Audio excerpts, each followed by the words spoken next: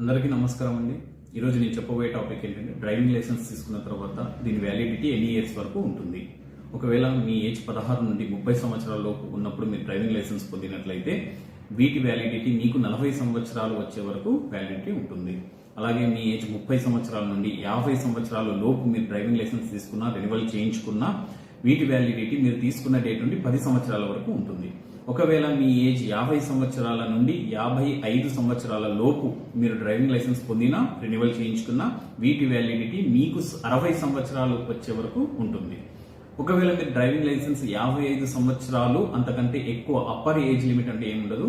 మీరు driving licence పొందినట్లయితే మీకు 5 ఇయర్స్ మాత్రమే డ్రైవింగ్ లైసెన్స్ వ్యాలిడిటీ ఉంటుంది. ఒకవేళ మీరు ట్రాన్స్పోర్ట్ లైసెన్స్ అంటే హెవీ డ్రైవింగ్ లైసెన్స్ పొందినట్లయితే 5 ఇయర్స్ మాత్రమే. అలాగే హజార్డస్ వెహికల్ లైసెన్స్ ఉంటే 3 ఇయర్స్ మాత్రమే వ్యాలిడిటీ ఉంటుంది. ఒకసారి మీ డ్రైవింగ్ లైసెన్స్ యొక్క వ్యాలిడిటీ చెక్ చేసుకుని ఎక్స్పైర్